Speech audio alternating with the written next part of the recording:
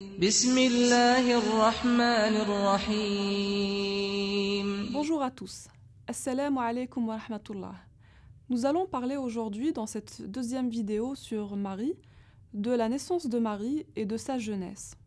L'histoire de la naissance de Marie commence par l'histoire de sa mère, qui est nommée dans le Coran la femme d'Imran, et dans la tradition chrétienne, Anne.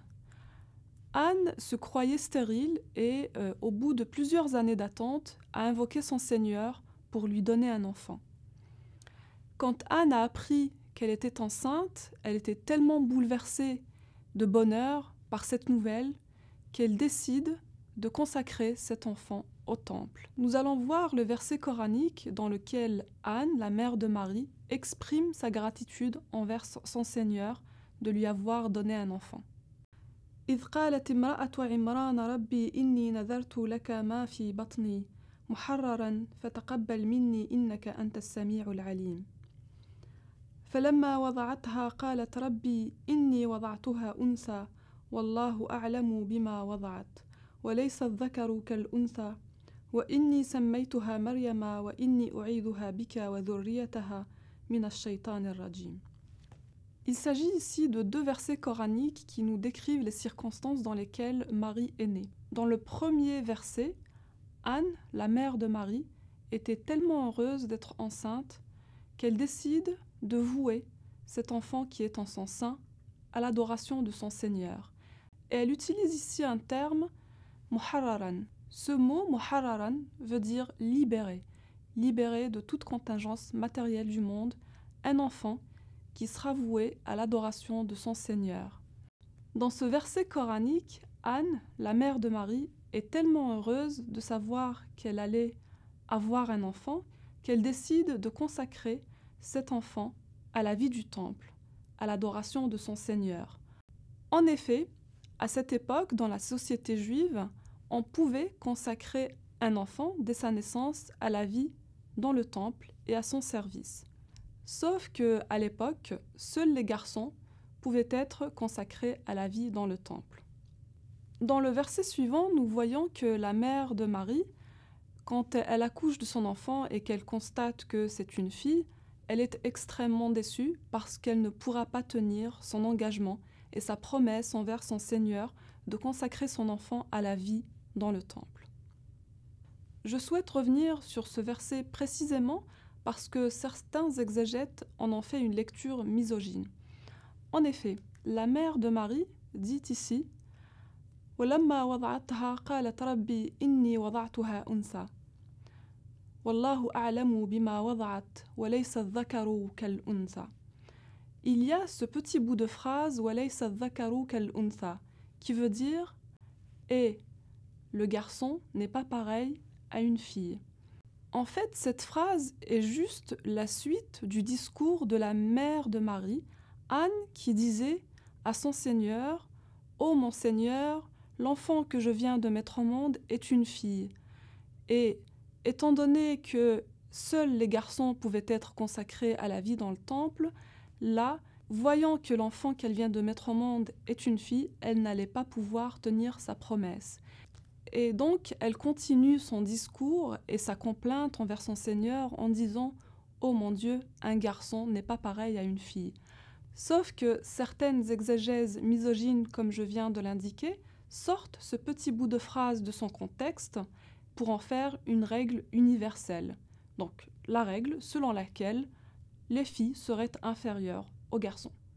Toujours dans ce même verset, il est dit « Et Dieu sait ce qu'elle a enfanté. » Ce qui veut bien dire que si Marie, l'enfant que Anne a mis au monde, est une fille, c'est que Dieu l'a voulu ainsi.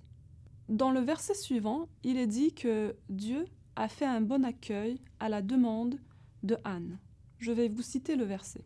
فَتَقَبَّلَهَا رَبُّهَا بِقَبُولٍ حَسَنٍ وَأَنْبَتَهَا نَبَاتًا حَسَنًا وَكَفَّلَهَا زَكَرِيَّا كلما دخل عليها زكريا المحراب وجد عندها رزقا قال يا مريم أنى لك هذا قالت هو من عند الله إن الله يرزق من يشاء بغير حساب.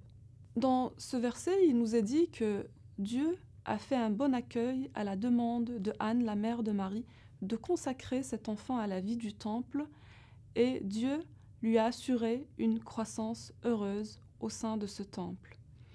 Ce que Dieu nous enseigne dans ce verset, c'est que la règle qui existait à l'époque, selon laquelle seuls les garçons pouvaient être consacrés à la vie du temple, était une règle discriminatoire et qu'il fallait la modifier. Il y a une phrase dans ce verset qui nous dit « وَأَنْبَتَهَا نَبَاتًا حَسَنًا » et il lui assure une croissance heureuse. Cela nous parle de la retraite spirituelle de Marie dans le temple dès le jeune âge. En fait, à l'époque, tout le monde a remarqué que Marie portait en elle les signes de l'élection. Elle avait une ferveur spirituelle et une piété qui étaient exceptionnelles. La phrase suivante dit « Wa kafalaha Zakaria », c'est-à-dire Dieu confie l'éducation spirituelle de Marie à Zacharie, qui est un prophète. Il faut bien se rendre compte de l'envergure et de l'importance de Zacharie en tant que prophète, ce qui nous indique l'importance de Marie auprès de Dieu. La suite nous indique « وَكُلَّمَا دَخَلَ عَلَيْهَا زَكَرِيَّا الْمِحْرَابَ وَجَدَ عِنْدَهَا رِزْقًا فَقَالَ يَا مَرْيَمُ أَنَّى لَكِ هَذَا » Ce qui veut dire que à chaque fois que Zacharie allait voir Marie dans son mihrab, le mihrab qui est en fait l'endroit le plus élevé dans un temple ou un lieu sacré, il trouvait auprès d'elle des richesses. Alors les exégèses classiques considèrent ces richesses-là comme étant des richesses matérielles. On est parti souvent de certaines explications anté-islamiques qui nous parlent de corbeilles de fruits, toujours présentes auprès de Marie. Mais certains autres exégètes, notamment les exégètes mystiques, nous indiquent que ces richesses-là, en fait, ne sont pas des richesses matérielles, mais bien des richesses spirituelles. En réalité, le mot « rizq » ici nous indique une richesse spirituelle, une source de savoir et de connaissance qui était donnée à Marie directement par son Seigneur. Dans la suite du verset, il nous est indiqué que Zacharie était étonné et ébloui par la richesse spirituelle que Marie avait en elle. Et il lui demande « Ô Marie, mais d'où te provient toute cette richesse ?» Et Marie répond en disant « Wallahu yarzuqu man yasha bighayri hisab » Certes, Dieu donne à qui il veut ce qu'il veut. Zacharie a été émerveillé par la réponse de Marie et par sa ferveur spirituelle et sa foi. Il l'a pris donc comme modèle et à son tour invoque son Seigneur suite à un problème de stérilité qui durait depuis plusieurs années. Nous venons de voir dans cette vidéo la naissance de Marie et toute sa jeunesse. Nous verrons par la suite l'enfantement de Jésus. Je vous invite à vous abonner à Parle-moi d'Islam, notre chaîne YouTube, Facebook et Twitter. Je vous dis à très bientôt. Wassalamu alaikum wa rahmatullah.